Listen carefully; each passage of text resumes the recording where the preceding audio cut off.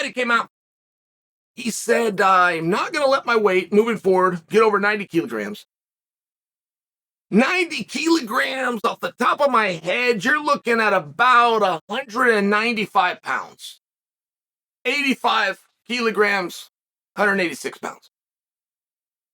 At 10 pounds, you bet 195 pounds, right? 96, 97. It's a big guy for 155, and this isn't new. Paddy furthered it by saying, I'm having some 8,000 calorie days. I've got to stop those. And I don't have a problem with the lack of discipline. There are guys that have got to go in and out. I mean, they just have to. Right? Other guys have to be complete. George St. Pierre, he's got to be complete, absolute discipline to have confidence. It'll wreck his confidence if he goes clean for 8 weeks. Right? A lot of guys go clean for 8 weeks. I haven't had a drink in 8 weeks or something along these lines. So, big head of steam. It just depends on who you are. And so I don't want to grind on Paddy for that. And I also view Paddy very differently than I used to. And when Paddy walked out at home after pulling this weight, walked out there, pushed the pace, had no endurance issues, in fact, weaponized pace, lost the first round, came back to win, and then gives an interview that he had lost a friend and was carrying the stress with him and still went through all of this. I view him differently, and I will speak of him differently. When I look at that, okay, now again, I repeat myself, but well, you know where I'm standing. I don't have a problem with the lack of discipline. Everybody has to let their hair down every now and then. Everybody has the right to have fun. And Mike Dolce himself will not use the word and will not let his clients use the word cheat meal or cheat day. It is called an earned meal or an earned day. And okay, so that's a piece of it. Okay. Now, there's problems that come with that. There's longevity issues. Right? Historically speaking, we can look at guys. You would be stunned if you knew how many guys retired, whether it's the sport of wrestling where they weigh you in, the sport of boxing where they weigh you in, the sport of MMA. I mean, there's very, very few professions or even hobbies out there where you got to get on a scale before you're allowed to go do it. But you would be stunned how many guys retired because they didn't want to beat that scale anymore. And when I tell you stunned, I will tell you most. Most guys that make the decision to call it, it's because of the scale, because of the training, it's because of the lifestyle that goes into it. They can still fight, they can still move around, and they still want to. They still like that money, they still like that roar of the crowd, they're still young enough, they're still fast enough, they still got some wins left in. They got all that stuff. They don't want to work that hard anymore. That's okay. This isn't like a secret. So there's longevity issues with Paddy coming up and coming down. You would generally have, but this is a broad stroke, you would generally have a guy that has conditioning issues. I want to go back to Mr. Discipline. It sounds like we kind of got Mr. Undisciplined. He's doing his own thing. But let me go back to Mr. Discipline that's making a return to George St. Pierre, okay? George St. Pierre, whatever he's going to weigh on fight day, if he's going to pull down to 170, but hydrated, he's 178. Whatever he's going to be on fight day is what he will do his training camp at. He won't do his training camp at 190 pounds and then slowly descend to 170 and then fight 178. He trains at the weight that he's going to carry into the match. Now, that is an extreme discipline. But I do share for you, there is a concern as you observe Paddy. You go, okay, wait a minute. If you got to pull 50 pounds, training camp is now about losing weight. It's not about techniques and strategies. It can't be.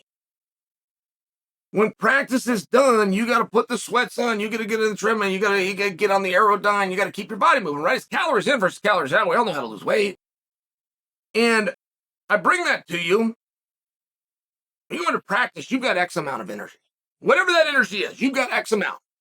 And the coach needs to do a good job of kind of knowing you, know where to push and know when to pull back. And it's one of these things. But imagine the coach is asking you to do certain things. He's got a curriculum for you. And you do it. But the whole time, you know when practice is over, I need to put in another hour. It's going to be light. I'm going to be on the treadmill. Maybe I'll be in the sauna. Maybe I'll be... But I still have to do it. I have to, her responsibility, reserve some energy so that I can do that. And that will catch up to you fast. I don't suggest for you it has to Paddy. I have been blown away at how hard Paddy can push in the third round. So he's not a victim of that. I'm just bringing it to you that these are concerns that you would have to look at. And even if he's not a victim now, 5 years from now, it's different. Your body's different. Let me get to what does concern me. How? Let me go back to the point I just made. It's calories in versus calories out. How? I've already established for you. I have proven to any reasonable jury that training camp is weight loss camp. And it's and it's hard. And you're working hard. There's positive things that are happening, but it's still different. That's not the time to skill build. That's not where your full focus, your full energy is going to be. Okay, great. Do it in reverse. On your off time, in the off season, that's where you're skill building. That's where you're training. Well, it's hard to come to that opinion if you gain 50 pounds because it's calories in versus calories out. You cannot, the human body cannot go in the gym, right? Professional athletes going twice a day.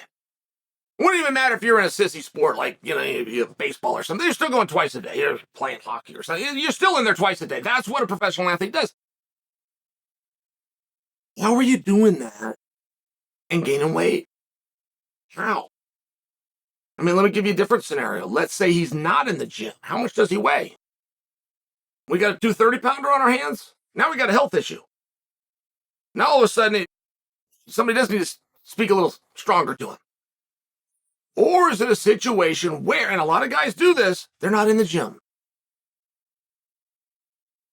You guys remember the late, great Evan Tanner? Evan Tanner was such a good workout partner. We were teammates. We could not see Evan Tanner until he had a bout agreement signed. Not a rumor of a fight, not even an announced fight. He had to have it signed, but once it was, 3 a day. He would work so hard. But he wouldn't come in the rest of the time. So now you're looking at about, 8 to 10 weeks before a fight. You're getting 3 of those a year. All of a sudden, you're training about 30 weeks a year in a 52-calorie year. You're kind of training you half time.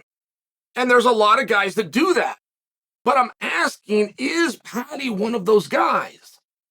Like, regardless of what might be said, numbers don't lie. As an outsider on the other side of the pond, I don't know how you're gaining this weight. I mean, if you're in the practice room, I don't know how you're gaining the weight. If you're not in the practice room and you're more of an Evan Tanner style, took him to a world championship, I won't question you. I think that you know what you're doing. But I think that you would have to agree with me. You'd have to at least concede the point to me. Chael, you're right. Fight camp is fat camp for me. And those are things that are concerned. Those are things that will bite you. That is where, everybody can let their hair down. Everybody has to let their hair down, right? You have the right to go and have some fun. You even owe it to yourself. But are you in the gym? Are you training? Are you doing what a professional athlete does? Is every box checked except the nutrition box? I can live with that. Absolutely. I just got to wonder, is he not in the gym? Is he not training? Is he not burning those calories? Does he have more of an Evan Tanner approach? So everybody's got a window. That's all fight career is. You got this window. But you have very reasonable beliefs where somebody's window's a little bigger and somebody's a little bit shorter. And I bring it to your attention. Paddy's been open with us. He brought up the weight. He brought up the calories. We know that he's dealing with an injury. But where's the discipline at? Is he in the gym?